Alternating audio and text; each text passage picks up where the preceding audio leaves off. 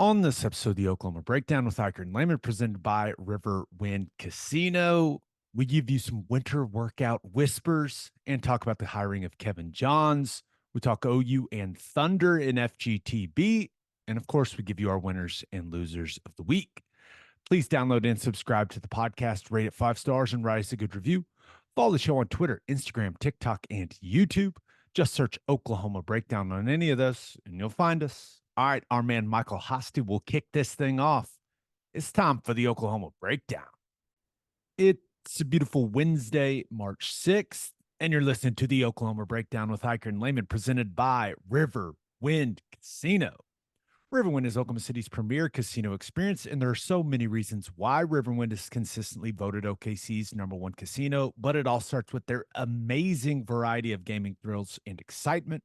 Riverwind's beautiful award-winning environment plays host to more than 2,800 of the latest electronic games with a huge selection of table games, including blackjack, blackjack match, roulette, and Teddy's favorite, craps. No matter what your game, Riverwind has it in spades and hearts. And to learn more about their gaming promotions and entertainment options in the month of March, all you got to do is visit riverwind.com. Riverwind Casino, simply the best. Now, recording this Wednesday morning, please leave us a 5-star review and a nice comment. Also, if your business wants to advertise on the podcast, please email us at theoklahomabreakdown@gmail.com. Ted, how we doing, sir? I am doing fantastic. There's a lot to talk about. Yes. We've got winter workouts Mhm. wrapping up. We've got spring ball right around the corner. We got a new staff hire. We've got OU basketball, Thunder, all kinds of things going on, man. Let's get into it. Let's do it. Let's do it. OU football first, as always. And we're going to start with something that I've labeled as winter workout whispers. I like that. Some of the things we are hearing coming out of winter workouts. Let's start on the offensive side of the ball. Deion Burks. Everyone I talk to, Deion Burks is typically the first guy that gets brought up. And had one staffer tell me that Deion Burks is the best athlete on the team. I was also told he is, quote, stupid fast and the most explosive person he's seen in person. Whew. So when you talk about elite talents on this team, when I talk to people about who has been the most impressive guy, Deion Burks' name comes up time and time and time again. And it sounds that, and Coach Venables mentioned it when he came on with us. Guy is always, I believe he said it was wide open all the time. Yeah. And it sounds like he just looks a little different than everybody else. Yeah. And, you know, it was big when we brought him in, and it didn't feel like it was, you know, sometimes you have position groups that you have to go out and address right away. And then other times it's like you take best available, and kind of felt like that was the case with Deion Burks. I mean, we've got a deep wide receiver room that's super talented with guys returning and newcomers coming in. But Deion Burks is one of those where, like, if you can grab that guy, you grab him. So, no, I mean, and I guess we assume he's going to play the slot, right? And Coach Venables kind of talked about that, replacing Drake Stoops. And, you know, I feel like for a young quarterback, the closer the throws are to the middle of the field or to the quarterback, you can get the ball quick. It's harder for the defense to react because it's on the players a lot faster. Like, if you can have a weapon in that area of the field, it's extremely dangerous. And, you know, I just hope that we can figure out ways to take advantage of whatever his strengths are. And it sounds like when it comes to athleticism, that's everything. I'm thrilled about it. Speed, explosiveness. I mean, part of me, the things that I'm hearing, part of me thinks that he's undoubtedly the best wide receiver on Yeah. this team. Now we'll see. I think you and I both expect Nick Anderson to improve in a big way. We'll see what happens with the rest of the guys, but Well, I was going to ask you because I couldn't. Did Coach Venables didn't mention Andrell Anthony at all? Did he? no, but that you would assume that they're being really cautious with his knee rehab, and that is not something you want to rush, Right. especially I for a guess guy I that's wasn't. really relying on speed and the stopping and starting. I've I kind wasn't of expecting him to be back, but I was just kind of wondering like where he was and if everything went well, and they expect him back for summer or fall, but I guess we're still a long ways away from that. yeah, patience, Mm-hmm. patience, Ted. Mm-hmm. But the early reviews on Dion Burks, I couldn't be more excited, man. I'm so excited to see this guy in spring ball, and clearly once the season rolls around, because I mean you're going into the SEC. The guys are bigger, faster, and stronger. They just are. And to have a guy that may be, on the top end in that entire conference when it comes to athleticism, the speed and explosiveness, that's really, really important. And it's massive for Jackson Arnold. Yep. No, I agree 100%. And whenever you start to think about it a little bit, I'm assuming what we're hearing about Burks is true, and I'm assuming that Andrell Anthony is back 100% whenever we get him in the fall. Maybe I'm assuming too much with those two, but you add in Nick Anderson and Petway, who we saw a little bit last year. We could have one of the speedier wide receiver lineups or groups that we've had in a while. No doubt about it. Now, looking at some of the other positions offensively, Ted, there was very little tape for us to go off for Bauer Sharp. Now, we had liked some of the things that we had heard about his athleticism, but they've been really impressed with him. And this is my favorite thing that I've been told is guy just kind of has an edge to him, and it shows up in the workouts. Uh, had someone told me that he kind of works out angry, which I am a big fan of that. So I still don't know what our expectations should be of this guy, right? He's new to the position.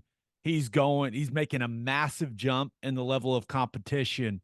But just hearing that he knows how to work and he goes about that the right way, it's got me really encouraged. Now, we'll see what the football piece looks like, but it sounds like the workout piece, they've been very pleased with what they've seen from Bauer Sharp.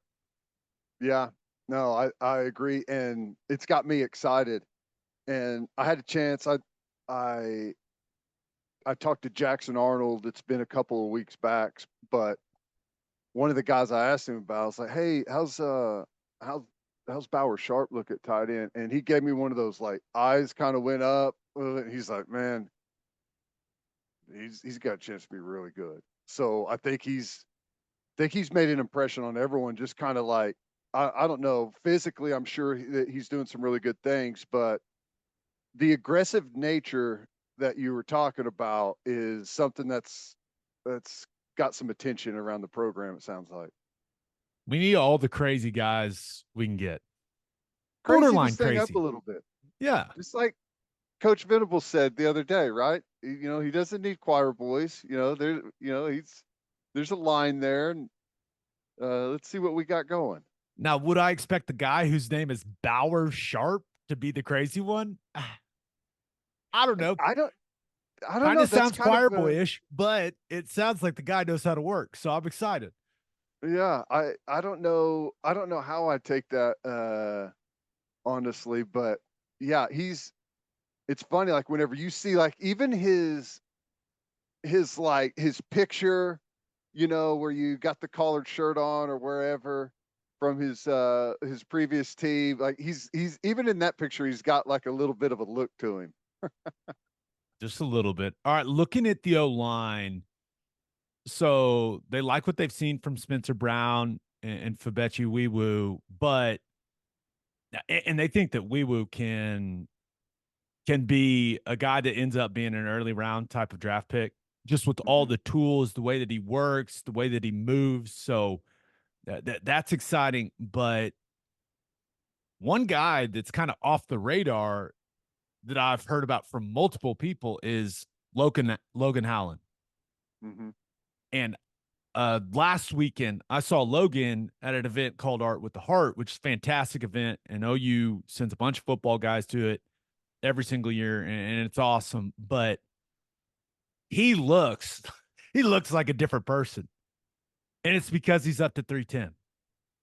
Mhm. So, and I asked him, I said, what do you weigh? And he said 310.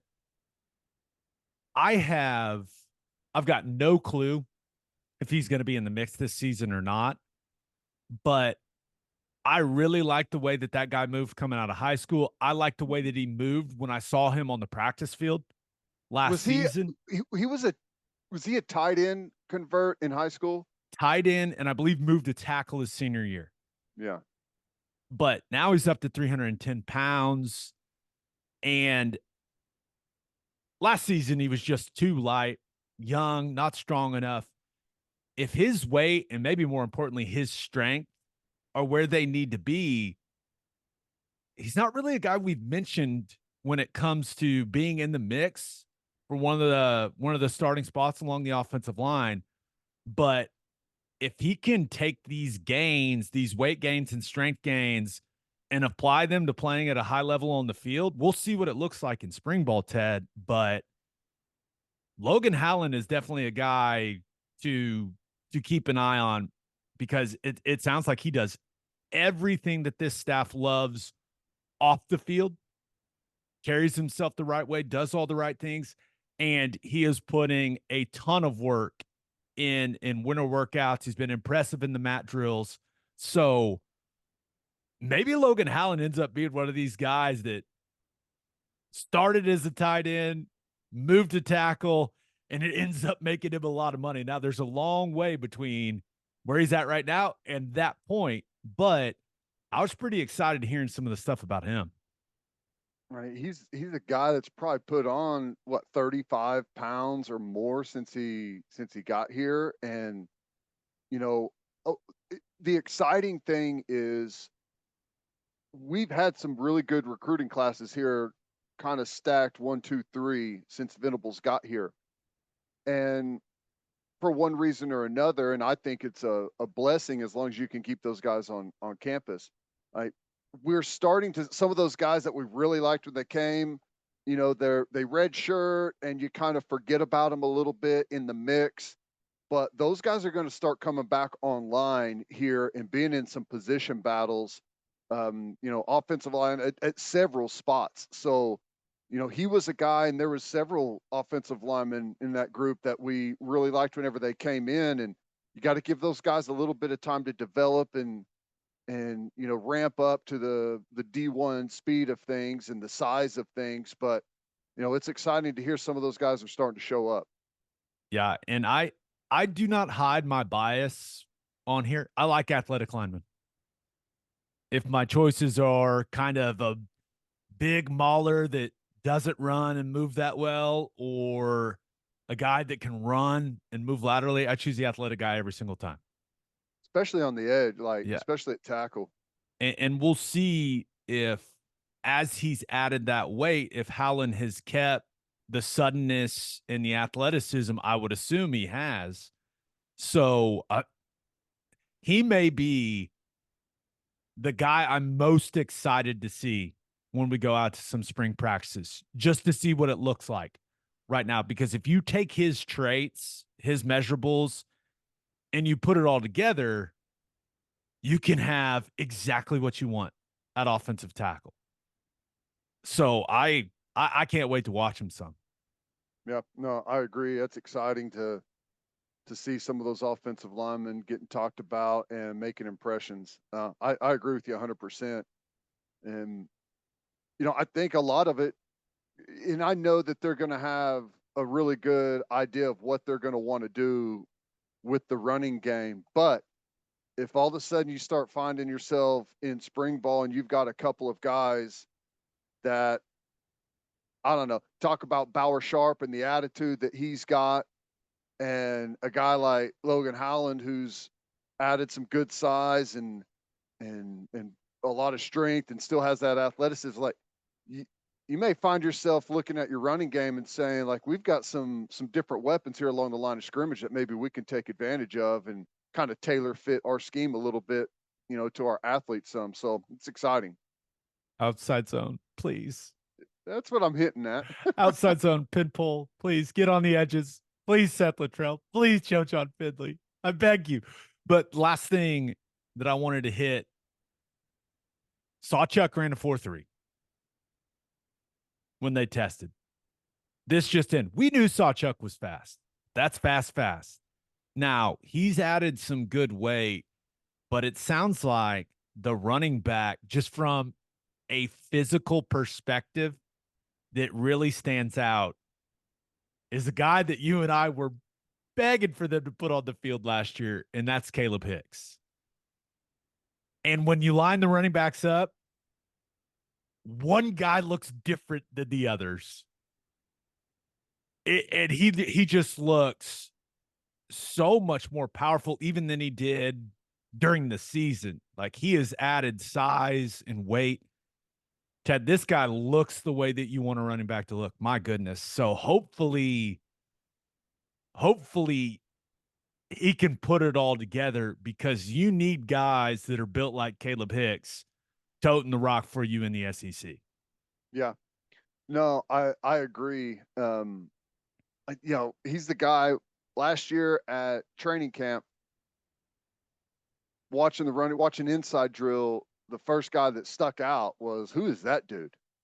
And it was Caleb Hicks. So that was as a true freshman. So I can only imagine now.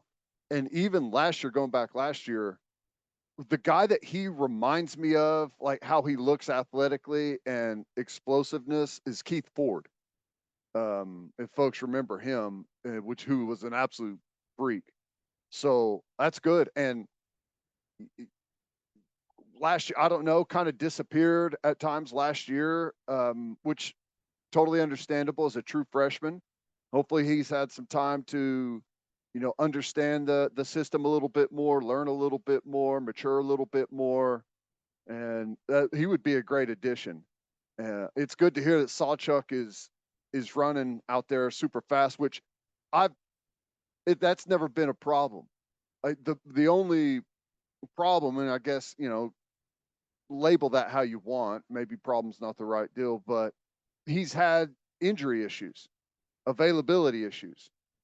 You don't want to be the Ferrari, right? You don't want to be, the supercar that's stuck in the garage all the time. You want to be a trophy truck, like, that can handle all of the terrain. You can be physical. You can take the pounding.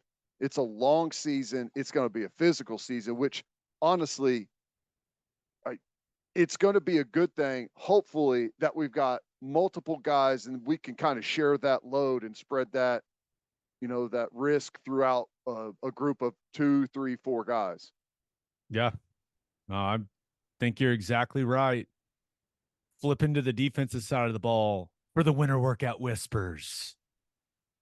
A lot of positive stuff about the edge group, especially our Mason Thomas and PJ. Now, those guys have added weight. They've added strength. They look great. I saw PJ at the Art with the Heart thing. He looks great. 265, now, coach said. Whew. Yeah, he is. He needs to be a factor for them, a big factor for them. Well, we've talked a lot about how when you get that type of athlete into your program, you have to develop them at an extremely high level, make him a first-round draft pick so that other guys like him want to come and play in your program and do the exact same thing. And it seems like he's on a good track. Now, I've also been told that Nigel Smith, Danny Okoye, even Taylor Wine was told that he's looking a lot more explosive. So it's nothing against Ethan Downs. I mean, Ethan is a leader in all of this stuff, but these young guys who have higher ceilings than Ethan may have. It's good to hear that they seem to be progressing at a strong rate. That being said, got to start putting it together on the field. This isn't just about looking good in a winter workout, but I'd rather hear that they're looking great than they're not looking great. No kidding. And with R. Mason and PJ, we're starting to look the part at edge, which is awesome. We got great length there, great speed, get off. As long as those guys can put all the tools together, stay healthy, be obviously responsible edge players, all that. I guess my question is, with the Jacob Lacey news and kind of what you mentioned about Downs, like Downs is one of those guys that he looks like he's got no problem adding weight. Looks like he adds weight really quickly when he needs to. I know he's come down a couple of times, but do you think there's any chance because of depth that they would slide him inside at all? I don't know. I I mean, mean, you because look at it, he's big and physical and strong. it It's not depends optimal, but that as a guy that went from playing a skill position to playing the offensive line, I wouldn't recommend it, but it is a discussion we've had in the past. Like, would Ethan Downs, for when it comes to his football future, would he be better served playing at 285, 290 and playing in an attacking three technique position? I think he'd be awesome at that. Now, just because I think he'd be awesome at it doesn't mean that he wants to do that. And when he's a starter for you on the edge, it's kind of hard for you to go and say, hey, man, we need you to do this. But I think it depends a lot on what they've seen from David Stone and Jaden Jackson. yeah, it's true. And I've been told that Jaden Jackson is going to have an impact this season. They feel really good about where he's at, and they think he is going to be really, really good down the line. And David Stone is noticeably bigger. I saw him at a lot of games in the fall, and I saw him at the charity event the other weekend. The back has gotten wider, noticeably wider. And there's no reason that he's not going to be another 10 to 15 pounds heavier when the season is here. I mean, he should be in the 290s when the season starts now. And I always have this caveat with the game guys, like you got to gain the right type of weight. And I think Stone is more than capable of doing that. But do you really want to be relying on two true freshmen in the interior defensive line your first year of the SEC? I don't know. But it seems like those guys are going to have to play a role, especially if a guy like Grayson Halton doesn't step up the way he needs to step up. So we'll see. But yeah, the Lacey news, that it continues to hurt. Yeah.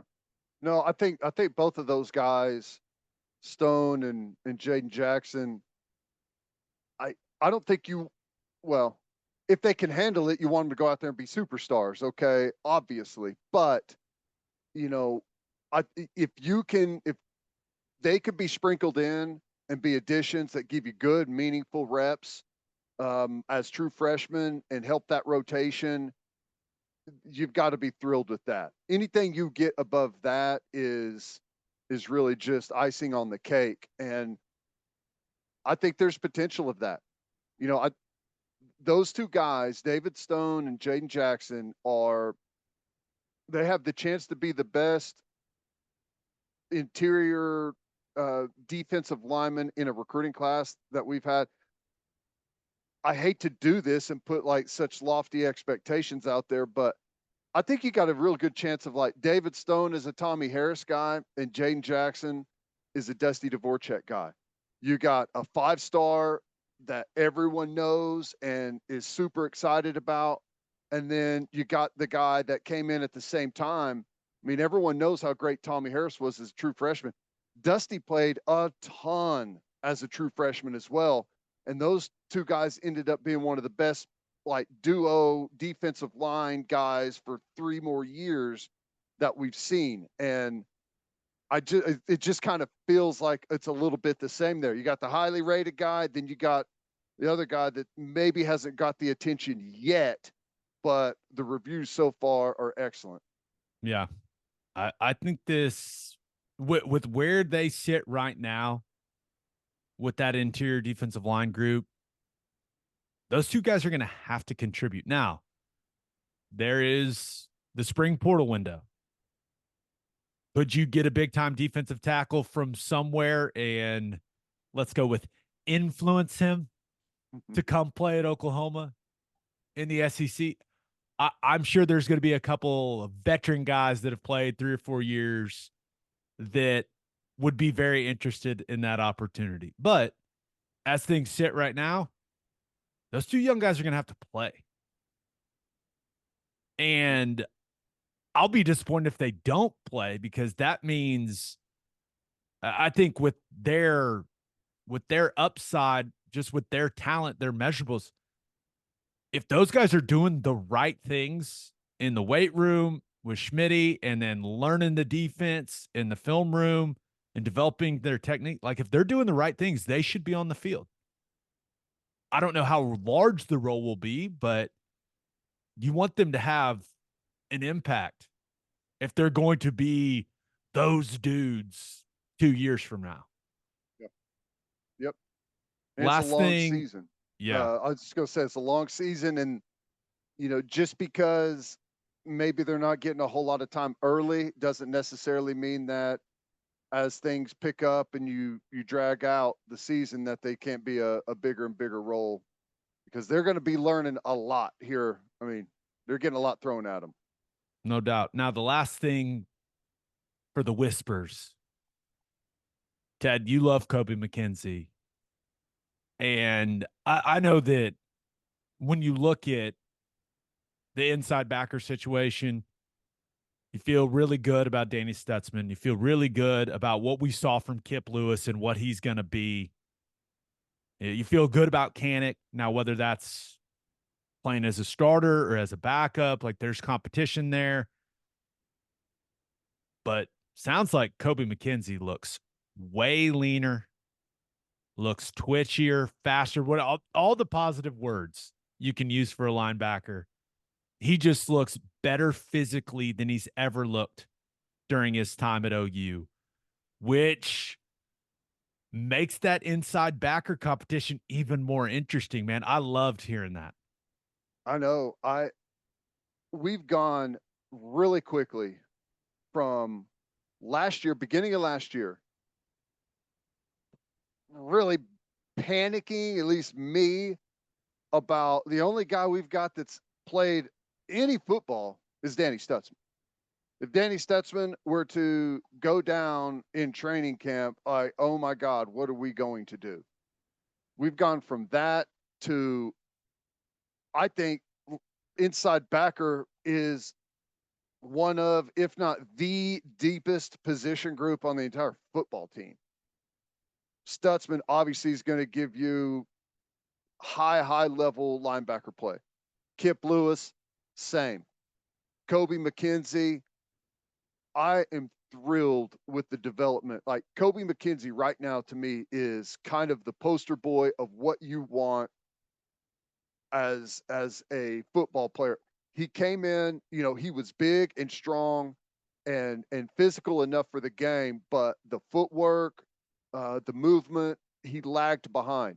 Has worked his butt off, and now he's leaner. His feet have gotten so much better since he's gotten here. He's one of the smartest linebackers they have, maybe the smartest linebacker they have. He's a thumper. He does not get knocked back ever. He's got heavy hands.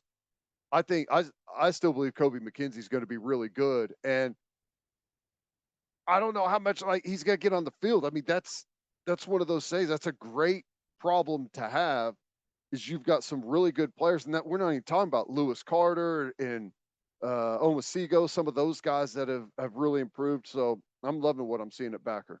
Yeah. We'll see what that competition looks like throughout the spring and throughout training camp, but a lot of good options. You can never have too many good options.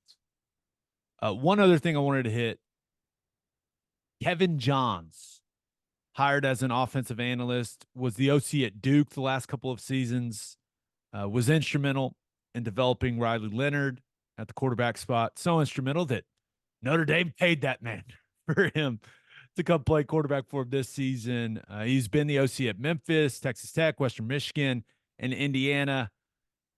And this is interesting. Close ties to the one and only Kevin Wilson. Clearly, Wilson recruited me to OU, but Kevin Johns worked under him at Northwestern, went to Indiana once Wilson got the job and went to be his co-OC there, which tells me he's definitely got some, let's go with intensity to him. If you are willfully signing up to be Kevin Wilson's offensive coordinator, you're a little different. So I'm excited to get to meet Kevin Johns, and yeah, it seems like a tremendous addition to the staff. It gives you a guy that's really experienced when it comes to working with quarterbacks in that room, and this staff didn't have that. That's not a shot against Seth Luttrell or Joe John Finley. Like, those guys just haven't been true quarterback coaches like Kevin Johns has been. So I thought this was an awesome addition to the staff, Ted. No, I agree. Gives you a specialist there to help with the development, and he's got a really good history of offensive football. And you're right.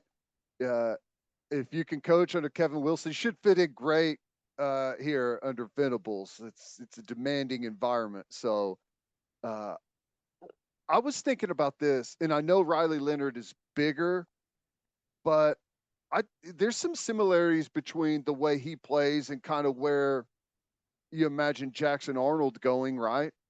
The hope would be that you would lean a little more into Jackson Arnold's arm. Mm-hmm. But when you look at Riley Leonard's passing numbers, they're good. So that's where you would probably want Arnold to be a little less reliant on his legs than Riley world, Leonard you never was. want the quarterback to run. You want him handing the football up and throwing it. That's it. So, but But when you just look at the overall raw skill set and the athleticism between those two, yeah, I think that's a solid comparison. So I just think it's extremely important to have a guy that is specialized in coaching the position. Mm-hmm. And I think he'll be a fantastic resource for Seth and Joe John. You just think about what Seth and Joe John should be worrying about. Coming up with quarterback individual drills is not what you want those two guys focused on. You know what I mean? You want them focused on, now you coach a position. I'm sure Joe John will still be handling the tight end stuff, but you want those guys focusing on the overall picture. Not, hey, how does Jackson Arnold look in these bag drills in individual? That's where Kevin Johns can come in, a guy that has done that year after year after year, and say, hey, I got that part of it. You guys worry about what this offense is going to be. And that's why spring ball is massive for Joe John and for Seth, because you got to start developing what your offense is going to be. So the fact that they don't need to worry about Jackson Arnold throwing it into the right square during individual, I think it's an overall positive thing for the development of this new offense for them. I think what's most exciting is the success, like this combination of coaches have had with quarterbacks that were not like the 5-star number one guys coming out of high school. I mean, Foles at Arizona, you look at Mason Fine that Seth had at North Texas, Trubisky at North Carolina, Riley Leonard, which I don't know how highly he was recruited. Duke has a lot of people have thought highly of them for quarterback play. So, but not someone that was, I don't think, had the opportunity to go to Alabama or something like that. So taking some of those guys and having a lot of success with them makes me feel really good about what they could do with a guy like Jackson Arnold. Yeah. Kevin Johns probably showed up and was like, ooh, yeah, I can do something with this. Yeah. Yeah, he's probably the most excited person out of all of us. All right, let's move on to football guys talking basketball. But first, Love's Travel Stops is now offering a nationwide 10-cent per gallon discount on gas and auto diesel. Just download the Love's Connect app and scan your barcode at the prompt on screen and watch that price drop 10 cents per gallon. Across the country, the Love's Connect app unlocks exclusive deals can help any traveler plan their route or meal on the highway. So before you hit the road, be sure to download the Love's Connect app to save 10 cents per gallon and experience the country's best highway hospitality at Love's Travel Stops. Love's also has you covered if you forget your phone charger or headphones with their expanded mobile to go zone. And of course, don't forget to grab yourself some of that delicious Java Hamore. And celebrate with a Schooner All-American Ale, the official craft beer of OU Athletics from Coop Ale Works. Named after the iconic Sooner schooner that races across Owen Field after an OU score, you can join in on the celebration with an ice-cold beer from Coop Ale Works. You can enjoy it at the Palace on the Prairie, at OU athletic events, at the bar, at the tailgate, and in the comfort of your own home. For more information on Schooner All-American Ale, visit SchoonerAle.com. Must be 21 to purchase. Please drink responsibly. Schooner All-American Ale, the taste of game day. And we love Simple Modern. Simple Modern is an Oklahoma-owned company whose mission is to exist to give generously, and they do. Simple Modern has given away millions to more than 100 nonprofit partners in the last 8 years, and they give away at least 10% of profits each year. We love supporting a company that's working to make a difference in Oklahoma and beyond. And Simple Modern products are also the perfect swag for any small business owner. You can customize tumblers, water bottles, and coffee mugs to give to current or potential customers. Check it all out at simplemodern.com. Football guys talking basketball, FGTB. The Sooners had to have it against Cincinnati. And my goodness, it didn't start well, Ted, but ends up going into overtime, an absolute emotional roller coaster of a game. But they found a way, baby. The Sooners found a way. That 20th win, we've talked a lot about it. It's massive to get that 20th win. And they got it. They got it, Ted. I don't care how ugly it was. They got it, baby. Let's go. Oh my gosh, it was funny. I was watching the game in the living room. My wife was watching some of her stuff back in the bedroom, and she was hearing the moans and groans coming from the living room, and she's like, "What's going on?" I was like, "Oh my God, we look terrible. We look so bad right now. It's so horrible." But kept getting better and better, chipping away, and gosh, felt like they didn't lead that basketball game at all until the absolute very end, whenever things got super interesting. I want to say on the broadcast, I think it's when they went up 69-67 in overtime. Mm-hmm. The crew goes, it's OU's biggest lead of the game. You had no Javion McCollum. Suarez didn't look close to 100% at all. Yeah. That's about as bad as Uzan's looked. I mean, he was an absolute non-factor with the foul trouble, and he just didn't play well. But they're able to find a way, and so many things happened late in that game. The ups and downs of Darthard hitting the massive three. Beautiful play by Porter Moser, by the way. But hits the massive three, and then Godwin gets that was a tough foul call. He's in there battling. Bendago misses the first, but then makes the second. Oweh had a good look at the buzzer at the end of regulation. just doesn't fall. And then when you in overtime, when you felt like they're going to put it away, hey, you just got to hit some free throws. Maybe it feels a little more comfortable. They missed those free throws. And what'd you think about them not fouling late when Cincinnati got the 3 up? I don't know. It's one of those things to me, like, this has always been the debate, right? And I just always thought Porter was a foul when you're up 3 guy, but on the floor, right? Like, get out there and get him quick. Yeah. I don't know. And but maybe that's what he's screaming from the bench. I don't know, but that was wild, a wild ending. coach just had a good look, just missed it. Yeah. But ultimately, you look at a lot of things that happened in that game and how did OU win? The key was the free throw line. And in fact, when you look at the free throw disparity, OU was 28 of 34. Cincinnati was 9 of 11. The fact that you have that disparity and the game ends up in overtime is mind-boggling. Now Cincinnati dominated the paint. So that's clearly a big reason as to why the game went the way that it did. But both teams hit 6 threes. You hit 19 more free throws than them and nearly lost.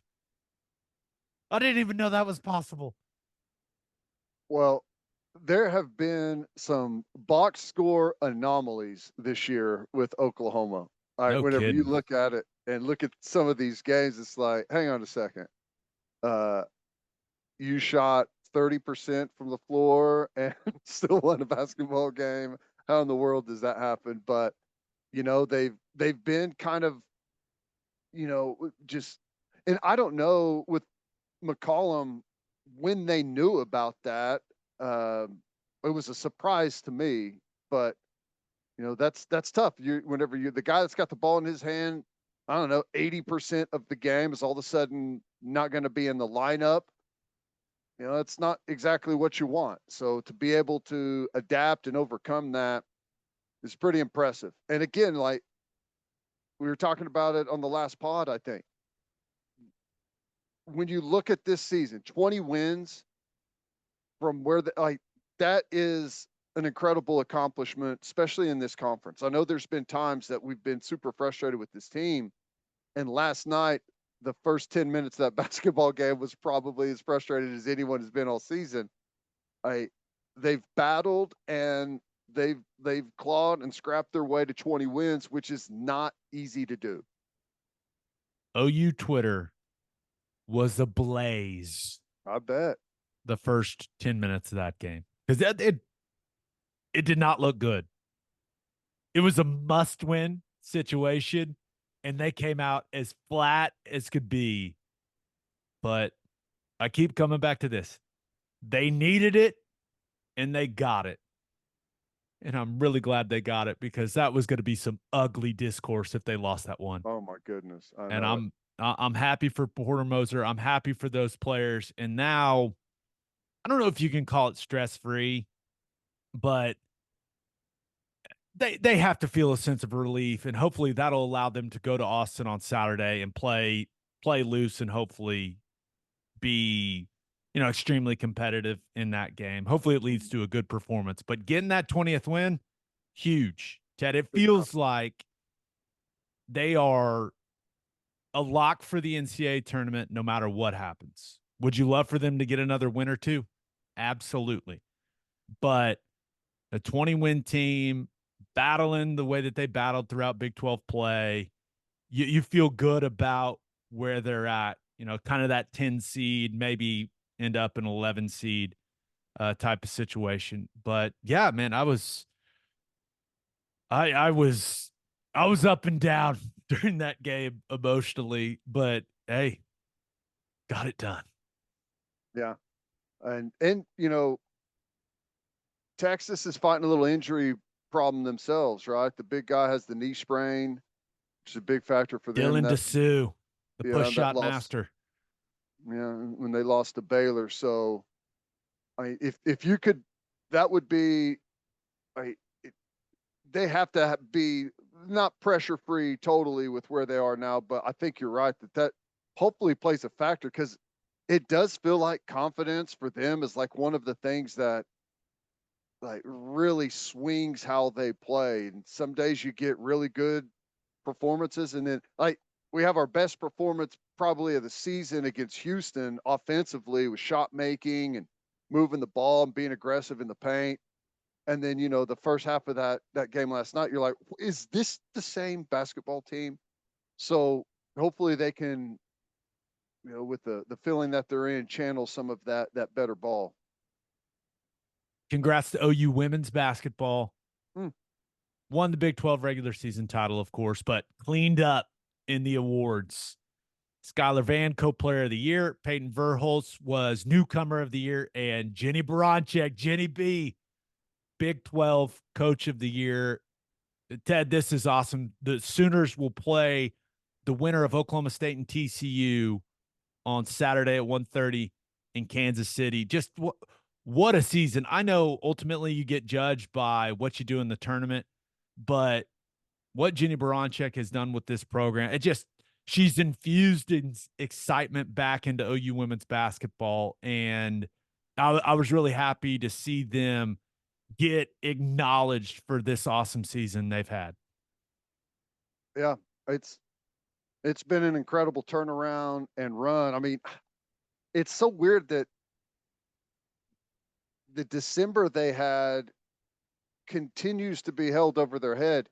Isn't it weird that you win the Big 12 outright regular season championship 2 years in a row, and right now they are like the fourth highest ranked team in the conference? I just don't understand it. What are they ranked? 19th, 18th, 19th in the latest day Something like people? that. Yeah. What are we missing? I don't know. And how do you we're common sense guys, right? Texas has had a hell of a season. They're very well coached. OU's beat them twice. Last time I checked, if you go to a team's building and beat them, and then they come to your building and you beat them, you're better than them. But I know it's the body of work, and they had a really, really rough start to the season. But you think that the voters would recognize that it's a completely different basketball team now, right? It's March, not December, right?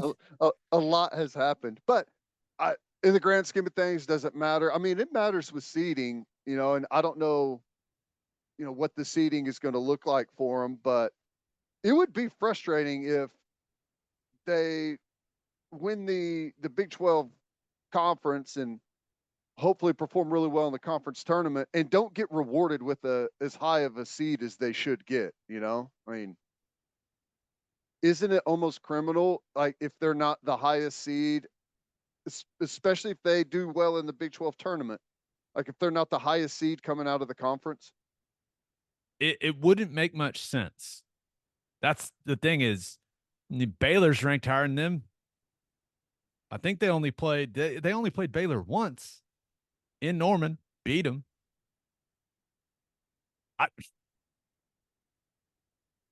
The mystery continues.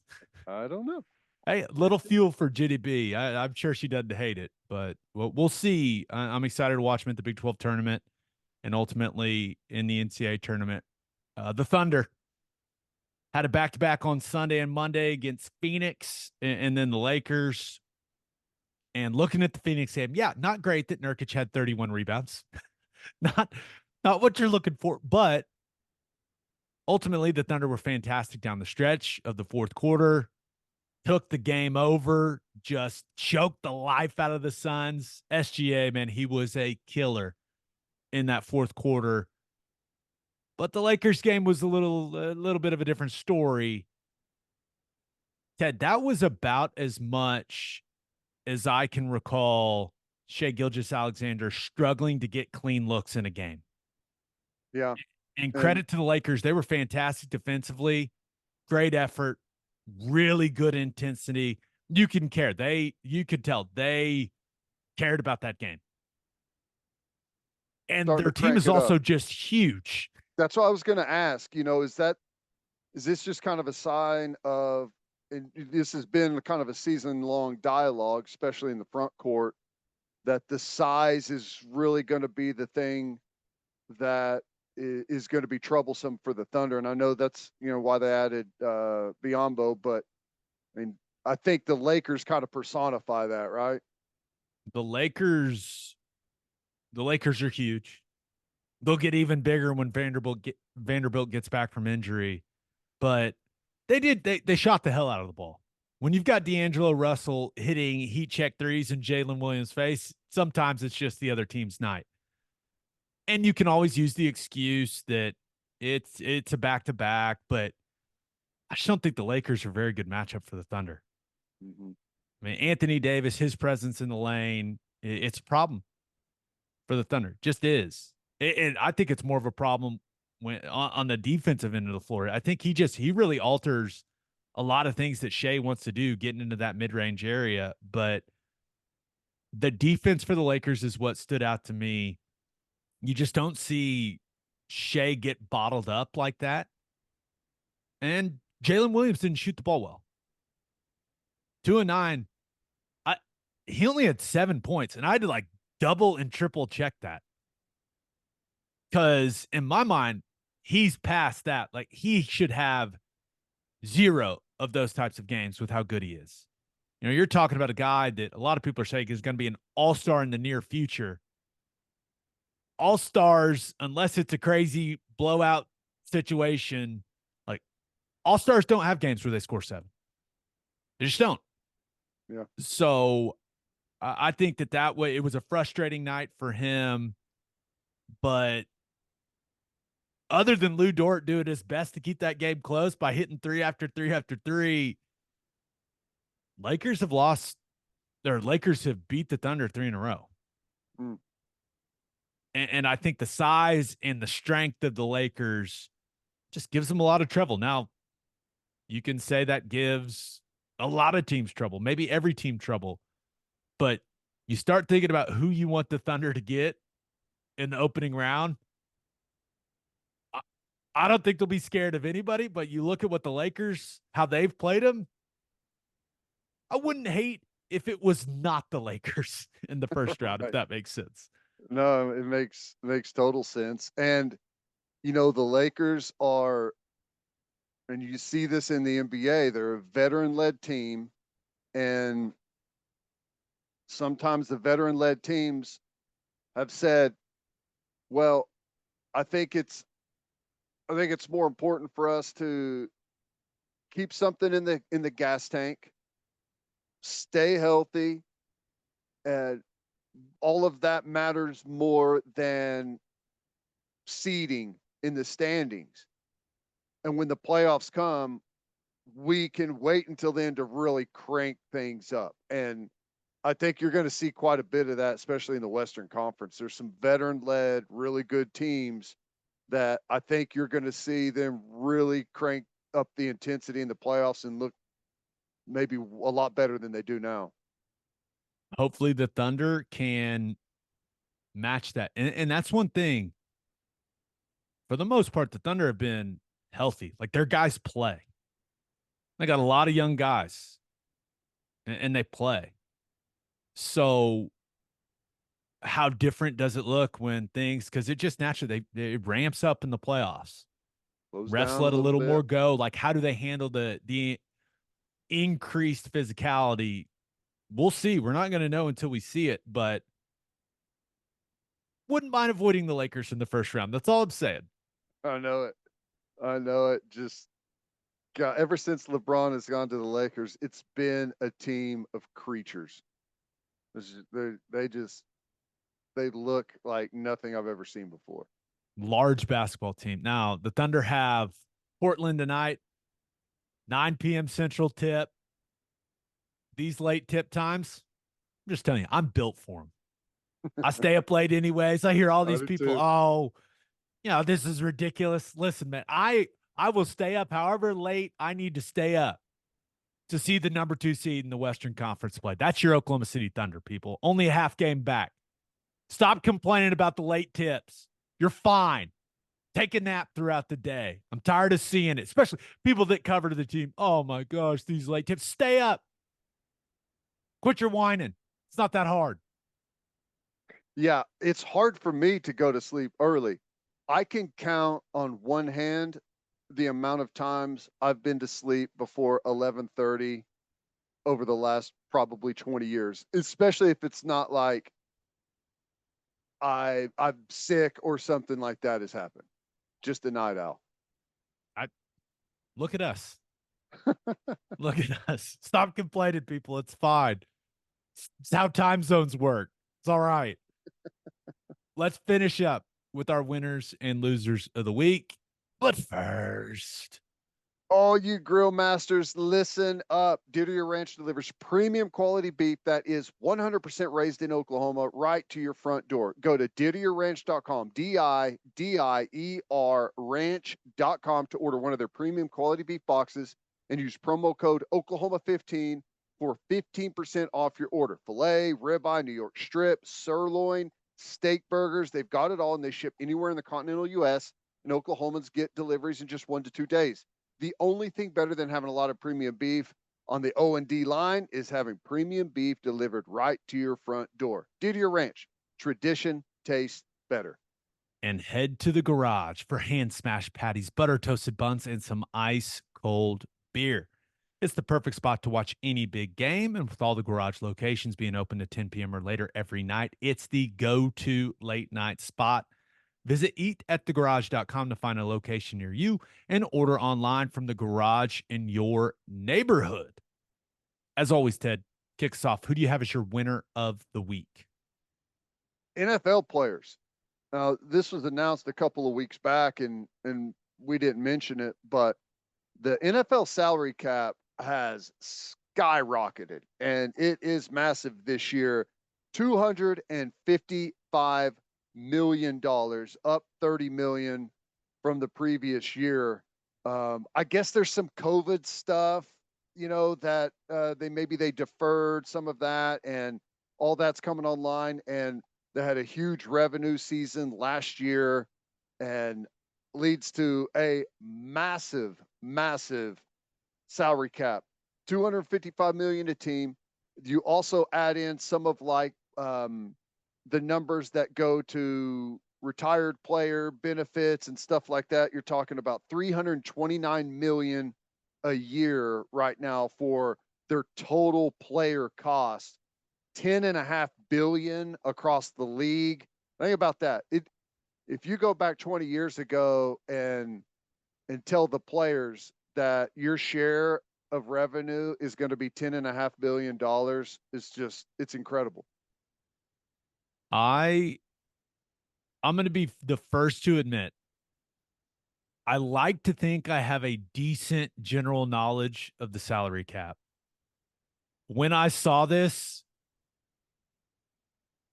my initial reaction was, is it really that big of a deal? Because now it's just, if you're a free agent, I suppose you're looking at the situation like sometimes you just have to have good luck with your timing with free agency. Good point. And there's some guys looking at this going, yes, thank you. And their agents are going, yes, thank you. But I wonder how big of a deal it is in the front offices. Does it really drastically change how they're putting all the pieces together for the roster and the flexibility that they create? Because a lot of people don't realize you don't have to spend the entire cap, right? If you're the team. So I wonder if there's one team going there now. There's a floor. I don't know what it is, but I'm sure it's gone up. It goes up in, as the top goes up. But I mean, you're able to add a superstar player. Yeah, that's pretty big. So it is going to be interesting, and we may not know. Free agency starting soon, but we may not know the overall implications of the jump in the cap until the season starts. And you look at it and you go, oh my gosh, this had a massive impact.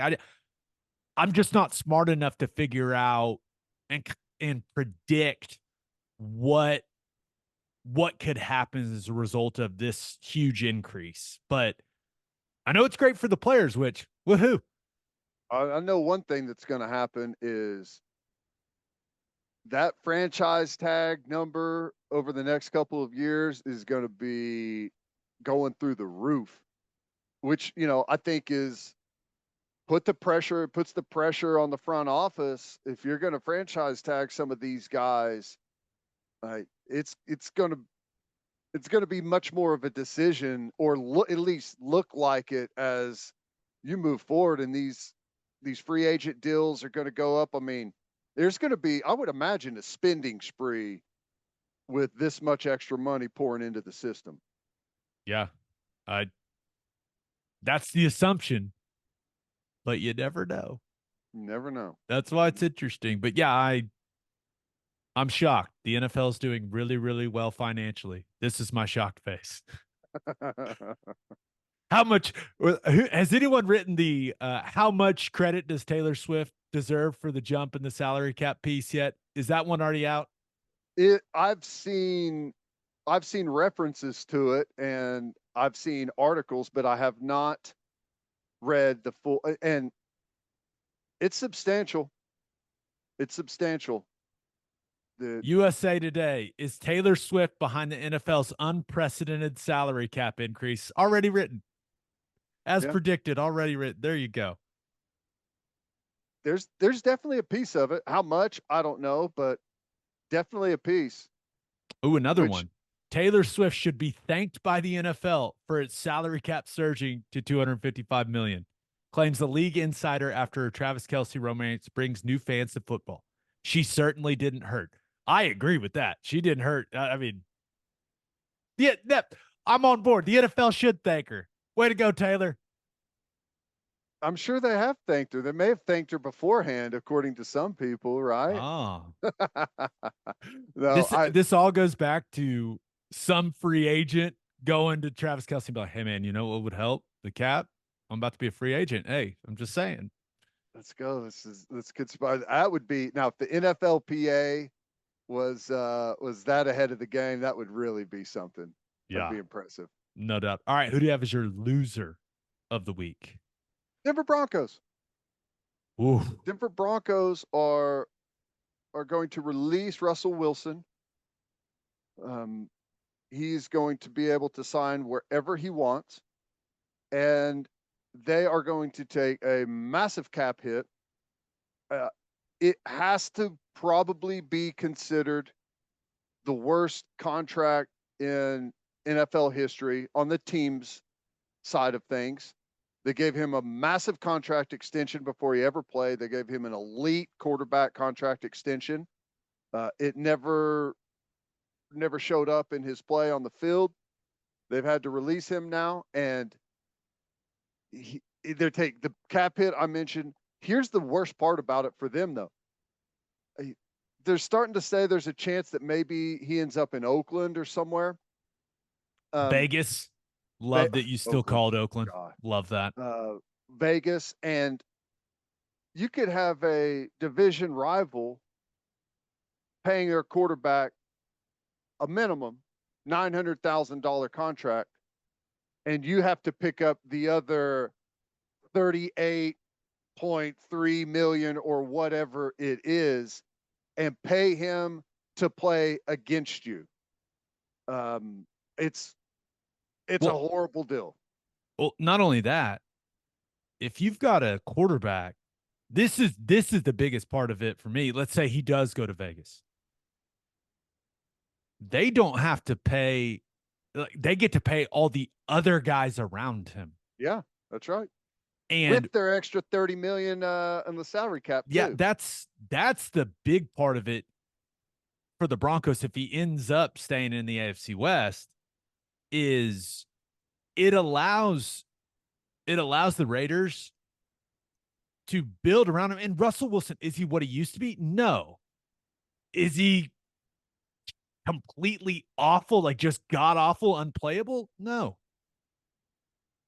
But if he's got if he's got a great O line, some good wide receivers around him, this just in. You assemble a lot of talented guys around a quarterback. Usually they play at a pretty high level. So we'll see. Maybe he ends up in New England or wherever, but I this is just it can't be fun for the Broncos. No. Well, all of a sudden, he becomes one of the most sought after players in the NFL because of that price tag. He typically you would see. Can you be one of the most sought after players in the NFL if a team is willing to just say, we are going to take an $85 million hit because we just don't want you in the building? If you're a Super Bowl winning quarterback that can play for the league minimum, yes. Okay. Fair But enough. any other position, probably not. But I understand that. Trust me, not a Russell Wilson fan sitting right here, but you can't avoid the fact of this is why the teams that have the rookie quarterback, San Francisco, that's on the rookie contract, Burrow whenever he was first at Cincinnati, Russell Wilson at Seattle, those deals, whenever you have a quarterback that is paid far below what their market value is because of whatever the circumstances may be, it affords you the ability to really bolster your roster. And I mean, for Oakland or for New England or for wherever he ends up, you can really set the table with your roster for whoever your long-term quarterback's going to end up being. Yeah. I just if he can just tone down the whatever you want to call it, the cheesiness, weirdness, yeah, awkwardness. just tone it down just a little bit. If you're playing on a minute, and this is the reality of it for Russell Wilson. Would you rather have a rookie quarterback that hasn't played a single snap in the NFL or a guy that at this point in his career has seen it all? There's a massive learning curve at the quarterback position in the National Football League. And it's not like the guy is a bad guy or anything like that. He's just seems like he's a weirdo. So can he be a bridge guy somewhere for a year or two while a young guy develops underneath him? I don't know. I don't know if Russell Wilson would thrive in that type of situation, but teams are going to want him because there's a lot worse options out there at quarterback. And just listening to him, it sounds like he's going to have some motivation too, which maybe he was lacking a little bit. I don't know. Yeah. But Denver feeling the effects of that very poor contract decision. They went 11-19 in his 30 games. But never forget this, Ted. The Broncos owners, they own Walmart. They're going to be fine. Yeah. Didn't even notice the outgoing checks they were sending to Russell Wilson. 85 million. Yeah, just hey, would you bump up the Oreos just like a fifth of a cent? That's a good that should point. take care of that. We can blame the inflation and sticker shock at the grocery store. We can blame that on Russell Wilson. Shrinkflation. Why Russell Wilson is the main cause of it. My article. All right, let's get to my winner and loser. But first, attention business owners, you need Insurica in your life. Insurica is one of the country's largest insurance brokers with 30 offices throughout Oklahoma, Texas, and the Southwest. Insurica is able to customize programs by accessing the latest information from many insurance carriers. They compare and contrast coverage offerings and pricing in order to design a cost-effective, comprehensive program to meet your business's specific needs. If your business partners with Insurica, you'll save huge amounts of money and take back control of your total cost of risk. If your business wants to be best in class, connect with Insurica at insurica.com. That's INSURICA.com. And head to opolisclothing.com for our podcast merchandise and the best OU gear out there. That's OPOLIS clothing.com. Use promo code TED, TED, for 10% off. That's opolisclothing.com. Use promo code TED for 10% off. Buttery soft and 10% off. For my winner of the week, thought about going with Mike Evans, maybe connected to that old salary cap increase, 2-year, $52 million extension. Really, I'm just hoping that means Baker's next. I know. Kind of feels that way. There's been reports saying that something's coming maybe as early as today. Hopefully, by the time people are listening to this, Baker has gotten a fat new contract from the Tampa Bay Buccaneers. But we'll see. But my winner of the week, Jason Kelce. I mean, I hate it that he's retiring, but just a hell of a career, man. 13 seasons all in Philly. Went to the Pro Bowl 7 times, first team All Pro 6 times, won a Super Bowl. He's my favorite center of all time. And he did not disappoint with the speech. First of all, I am a crier. Like in a situation like that, I am a crier as well. And that man, there was just tears before he even got started, tears. And I loved the amount of emotion in that, expressing his love for football the way that he did in a poetic way. Man, I just was talking about the dew on the grass, and it was very cool. Sprinkled in some great stories. There was the proper amount of cussing, a great Nick Foles joke that absolutely killed it. Ted, the speech was everything I was hoping it would be. I'm going to watch. I'm going to miss watching that guy play just because the amount of respect I have, just how the way he played the position. But he's got an incredibly bright future in broadcasting and in podcasting. I think he's going to be just fine, but I don't know. Felt like the NFL got a little less fun when Jason Kelce called it a career. Yeah. It's great. And he is a guy that is, he's entertaining. He's must watch television. All right. And it's rare, and he does it in a good way, a fun way. Yeah, he's going to be able to transition into really whatever he wants to do next. But the ability to step away, and have your health and things like that. Like, my wife is like, don't you feel horrible? I was like, yeah, I feel horrible for him, but it's also, he's doing what every football player ever has wanted the ability to do, is to step away on your own terms, right? Not be forced out because you can't make a team, forced out because of injury or circumstances, forced out because you just don't have it anymore. I mean, he's leaving the game as the best center in the game. All right. That's ultimately what you want to do in life, is go out on top, and he's doing it. And I was kind of laughing to myself. It's probably that damn quarterback sneak that's really got him wanting to retire, right? The tush push Oh my God. That was the nudge he needed for retirement. Get dogpiled by, 3,500 pounds of football players about 10 times a game. No, thank you. I have so much respect for him. Did you see the post and I'm not sure if the guy was an athletic trainer or if he was their physical therapist. Do you see that post? I did not. So this guy, he had taped Kelce his entire career. And when he blew out his knee early in his career, did his rehab. And so this is a guy, you know how it goes. He's taping his hands, his thumbs, his ankles every single day for over 10 years.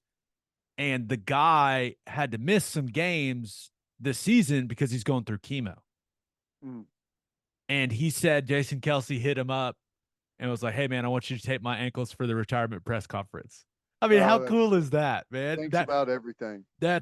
I think that tells you everything you need to know about that guy as a human being. It's also kind of hilarious that he's walking up there with taped ankles.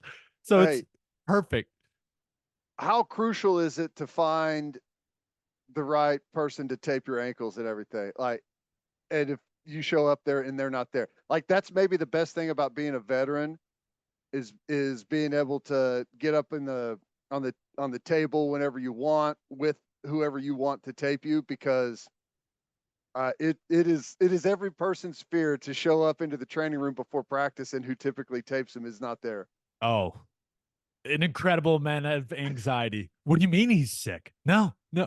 And that is something people may not realize. And it can happen in college, but not to the same extent as it does in the NFL.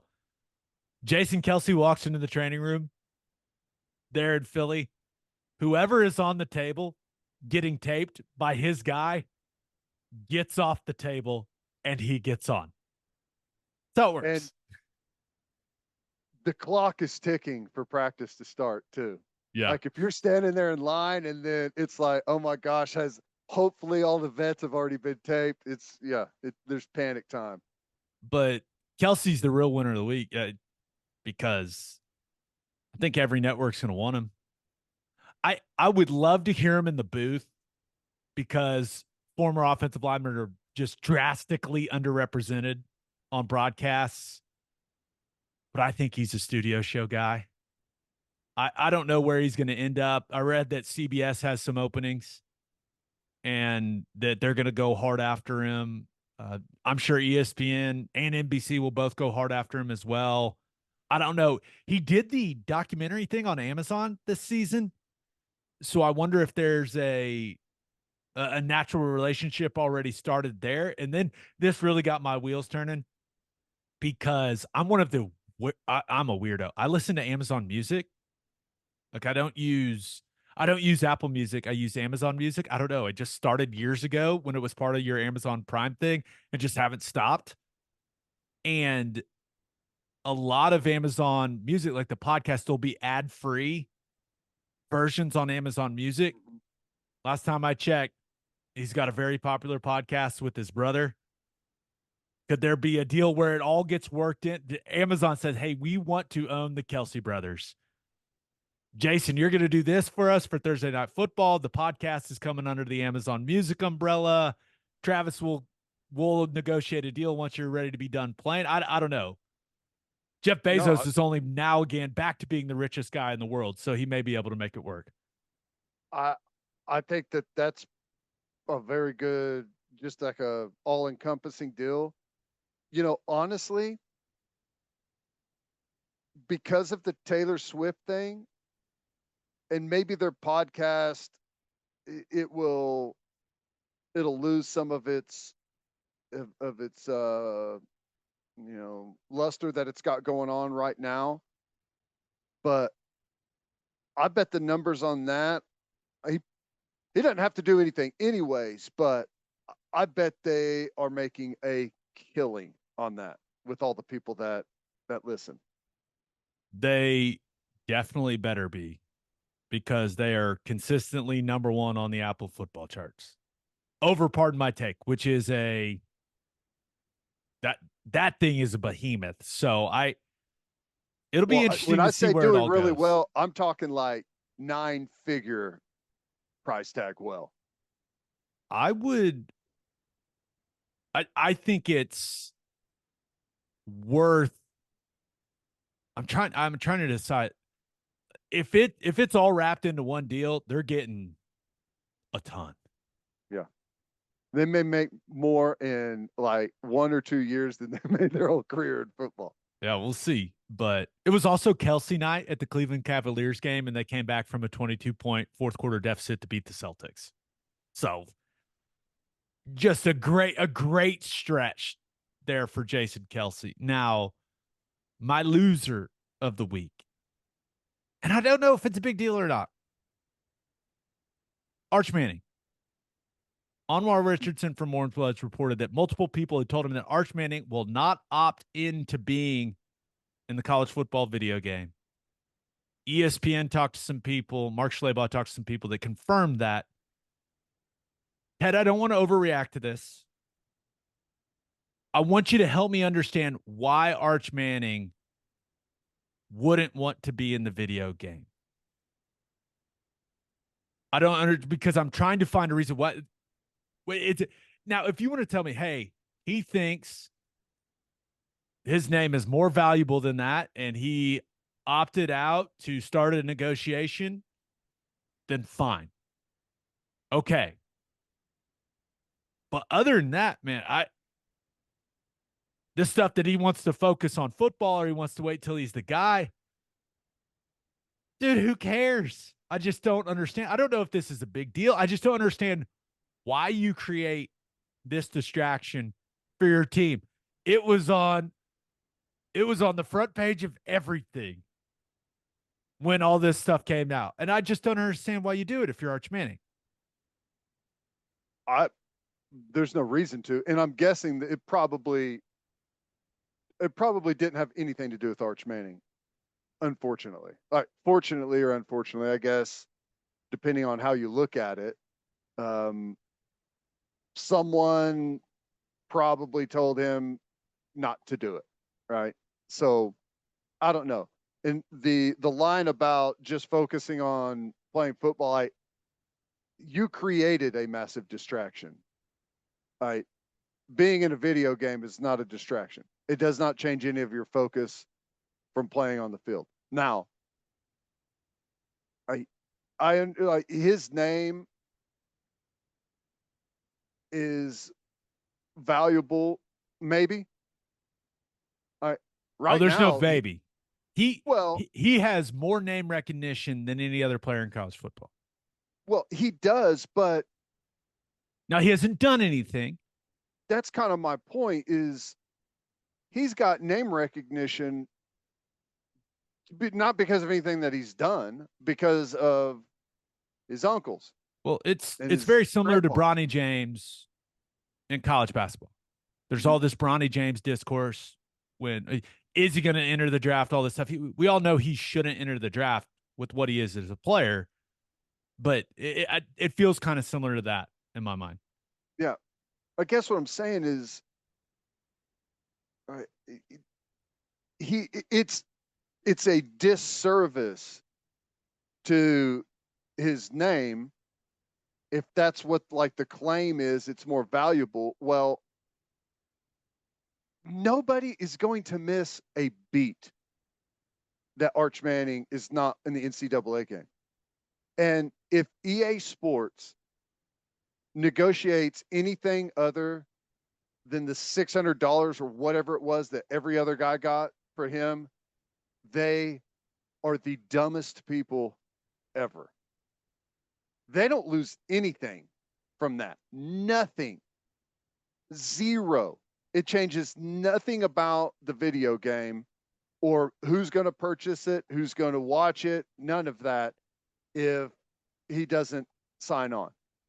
If they pay him more, all they do is open the door for every Tom, Dick, and Harry out there to hold out and have some negotiation about how much their name is worth. They absolutely should not, under any circumstances, pay him anything more than what they pay anyone else. In the grand scheme of things, I don't think this is a big deal. But I don't think it's a good PR decision for Arch Manning. I don't think it helps him in any way to not be on the video game. And I realize Arch Manning's name it's got more value than probably every other college football player. Now, the guy hasn't played, but I just think this is an unnecessary mistake from whoever is making this decision, whether it's Arch or his representation. What percentage chance do you put it on it being Arch's decision? What guy doesn't want to be in a video game? None. Nobody. Who doesn't want to sub themselves into a video game? Nobody. So my thing is, it makes a story out of something that shouldn't be a story. And it's going to keep coming up. Mad. It probably makes him mad that whoever gave him that advice. Like, if you're trying to lay low and work on your game and get stronger and develop, you don't do this because then people aren't talking about you. And this is going to come up again and again. It's going to come up again when the game gets released. What happens if Ewers gets hurt during the season? It's going to be another talking point. He's not on the game. I can hear people loading the jokes into the, the t-shirt launcher, like it's like a Gatling gun. Yeah. I can hear people loading the Arch Manning jokes into that if he comes out and has a poor performance, right? Oh, no wonder you didn't want to be on the game. Like, it's just gonna, they've created a problem when there was no reason to. And I hate when people do that. Yeah. And again, I feel bad for him because I don't think at all this had anything to do with him. We don't know that, but it doesn't seem, what is he, 19, 20, maybe? I can't imagine being that old and not really. If he had started for them last year and said, hey, you guys may want to pay me a little more, you may want to put me on the cover. Like that type of situation, okay. But for a guy that didn't play any significant snaps, I don't know. I'm trying to figure it out, man. I don't know. All right, if you're in the locker room, let's say there's 100 guys in there, and 99 of the guys on the team are going to be in the video game, have opted in, they got their $600, everyone's excited about it. But there's one guy that was like, and he's a backup quarterback, by the way, who's like, nah, I'm above being in a video game. How would that go over? Like I said, I don't think this decision helps him in any way. I know it. He misses out on the money in the free game. He doesn't get to play with himself, play as himself. Boom. Play as himself in the game.